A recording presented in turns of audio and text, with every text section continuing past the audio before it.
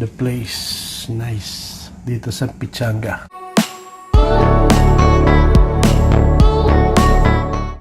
Mami Janisha nagustuhan ng venue kung saan ikakasal ang kanyang apo na si Jimwell Pacquiao. Ito nga ay sa Pichanga Resort. Tahimik na nakaupo at nakatanaw sa bintana si Mami D. Namiss din talaga ni Mami Janisha ang US, kaya talagang feel ang bawat moments dito. Naaalala ang mga nakaraan na kasama ang kanyang anak na si Manny Pacquiao.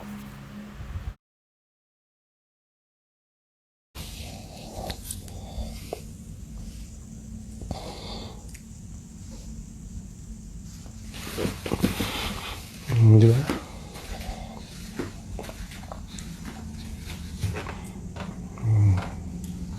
The place nice dito sa Pichanga. Muni-muni nga muna si Mami D. Excited na rin siya sa kasal ng kanyang apo. Matapos ang 5 taon na hindi nakita si Jimwell, nang bakit ay ikakasal na at naging tatay na nga rin.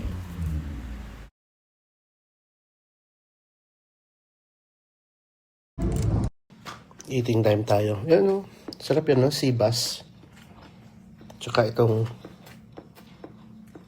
eggplant. Karang isda kasi bas ng liso niya yung ilang siya. Dili, iba ang sibas. Ang healthy nga ng pagkain ni Mami D rito. Sibas at eggplant ang kanyang ulam. Malakas pang ang kakain itong si Mami D. Palaging sinisigurado busog ng kanyang partner na si Mike. Magkasama nga sa room ang magpartner at excited na silang dalawa sa kasalan. Lahat may tigi-isang kwarto sa resort na ito. Kaya the best ang venue na napili ni na Jimwell at Carolina. Good morning. So we're here in Pichanga Resort. Ang ganda dito, oh. Marami ng bundok sa palibot. Ayan, oh. Ayan. So may Nakaupo agad si Mami D pagdating sa hotel room nila sa resort na ito. Gandang-ganda si Mike sa lugar dahil ang daming bundok, napaka-relaxing ng view.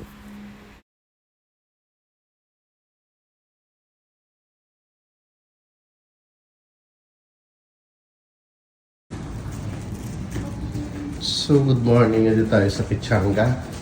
Bundok siya, oh. Ayan, ganda ng lugar, oh.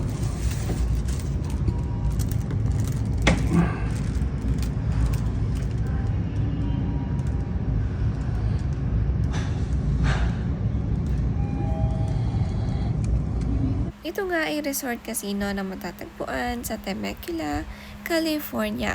Napakaraming kwarto nga dito, 1,000 mahigit. Kaya perfect talaga sa mga events at bakasyunan, lalo na kapag maramihan na magkakasama.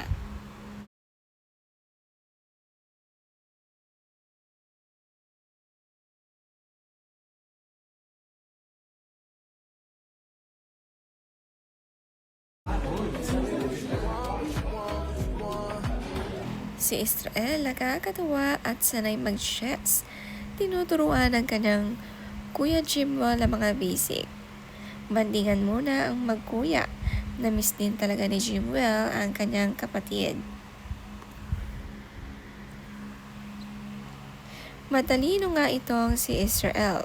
Kung ano ang itinuro ay natututunan agad. Madali ngang turuan. The best kuya rin si Jimwell, malayo man kay Israel, ay kilalang kilala siya as kuya. Madalang man makasama. Exciting naman ang pag-uwi nila sa Jensen pagkatapos maikasal.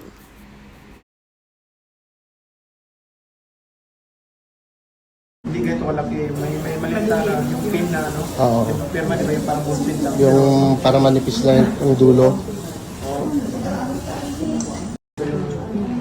Si Manny, pinirmahan ng keychain gloves ni Mike. Napakabait nga sa partner ni Mami D.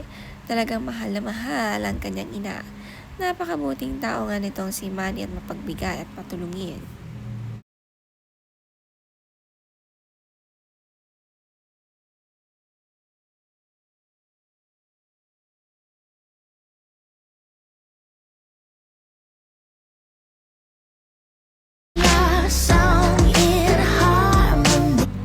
Ang dami namang nanonood sa chess duo ng magkapatid, ang mga pinsan din nila. Sunod-sunod nga ang lumalaban kay Chimwell ng chess.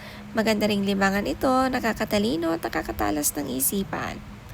Lalo na sa boxing, ito nga ang relaxing ng kanilang katawan.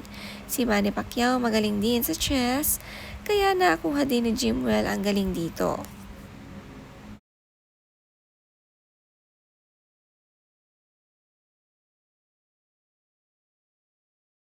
Busy na busy nga ang buong Pacquiao family at gusto present lahat sa wedding ni Chimwell dito sa Amerika. Sinunod nga nilang kasalan sa US at hindi sa Pilipinas kinanap bilang respeto na rin sa family ni girl. Dito na rin kasi mamamalagi sina Chimwell. Okay, Mike. Yan, pichanga mo. Ano na kami, pichanga mo. Ito, lutang ka pa rin? Pasok.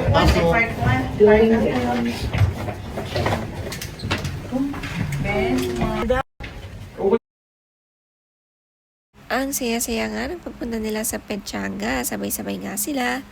At sa elevator, magkakasabay sina Mami D, Janet, at kasama rin nila si Israel. Maraming tumitingin kay Israel kaya panatag ang magsamang Manny at Chinky kahit sino ang kasama nito.